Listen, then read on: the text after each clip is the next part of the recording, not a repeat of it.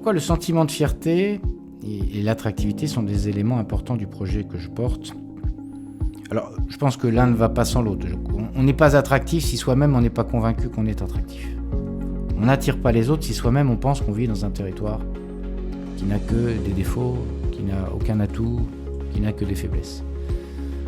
Je dis souvent ça d'ailleurs à mes amis maires ruraux, mais j'en disais ça plus encore il y a quelques années quand j'étais maire moi-même, c'est soyez fiers de ce que vous êtes, parce que ça attire les projets, ça attire les gens, ça donne envie aux gens d'essayer de faire quelque chose. Je suis certain que quand on porte une part de fierté et de combativité, on porte quelque chose qui rend le territoire attractif pour ceux qui y vivent et puis pour ceux qui pourraient avoir envie d'y vivre ou de développer des projets. Parce qu'il n'y a pas de salut dans les territoires, quels qu'ils soient, urbains ou ruraux, s'il n'y a pas la capacité à faire venir des gens. Ou à donner aux gens qui y vivent l'envie de développer quelque chose et de ne pas simplement être dans la prolongation de ce qui existait avant. Parce qu'il n'y a que l'innovation, il n'y a que l'expérimentation, il n'y a que le fait de porter des projets quels qu'ils soient, associatifs, entreprises. C'est tout un écosystème d'ailleurs, même de services publics.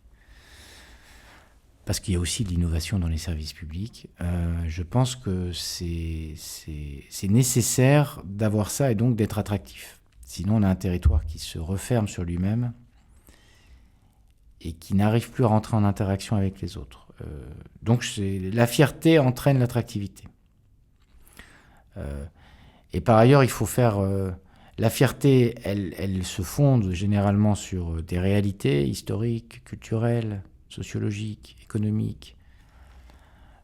Et donc, on est plus attractif quand on ne vend pas quelque chose qu'on n'a pas. Je pense que la construction d'un territoire, régional, départemental ou infradépartemental, elle se construit à partir d'éléments solides, réels, que les gens perçoivent, ceux qui y vivent ou ceux qui pourraient avoir envie d'y vivre.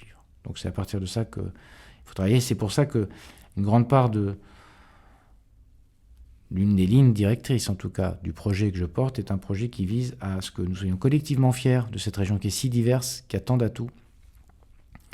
Pour la rendre attractive, attractif, c'est pas seulement attirer des gens, c'est faire en sorte que ceux qui y vivent, ils soient heureux d'y vivre et n'aient pas envie d'en partir. C'est la grande force d'un certain nombre de régions que nous n'avons pas en région centre. Or, nous sommes une région qui est souvent très enviée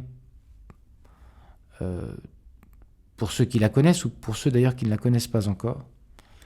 Et donc c'est un élément, à mon avis, déterminant du dynamisme d'un territoire que celui de le rendre attirant.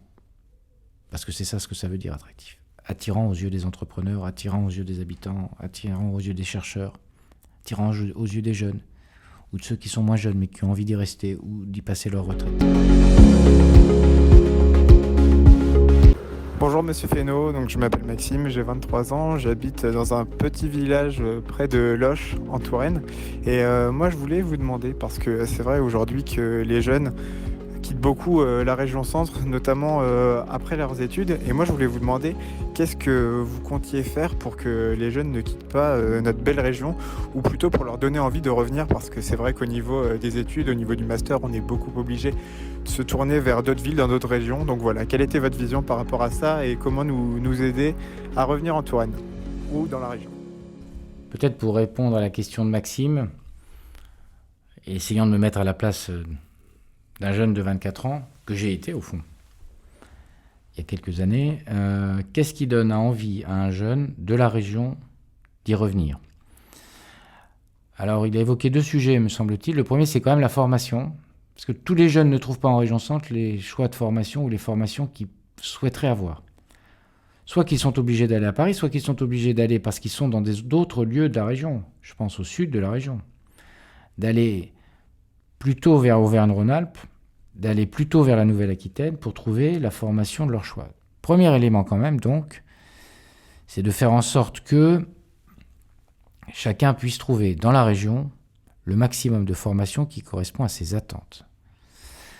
Parce que quand on n'est pas capable de dire à un jeune je te propose sur ton territoire une offre de formation qui puisse te construire, t'apprendre et te permettre de t'insérer dans la vie professionnelle, il y a quelque chose déjà de l'ordre d'un contrat qui est rompu ou d'une confiance qui n'est pas donnée, involontairement d'ailleurs, hein, mais d'une confiance qui n'est pas donnée, et qui fait que le jeune dit, si on n'est même pas capable de me proposer une formation, je ne vois pas ce qu'il me lirait de manière un peu solide à la région.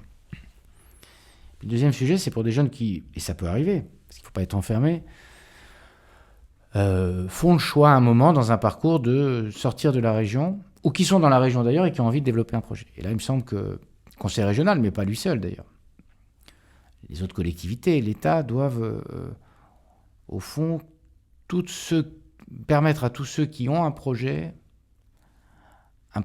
entrepreneurial, un projet associatif, un projet dans les services publics, parce qu'on ne dit pas assez à quel point, dans les services publics, on pourrait s'épanouir. En tout cas, que chacun puisse trouver un espace où il peut avoir le sentiment qu'on l'accompagne, qu'on cherche à le faire venir. Comme on essaye de faire venir des touristes, c'est sans doute ce qui manque beaucoup en région Centre-Val de Loire.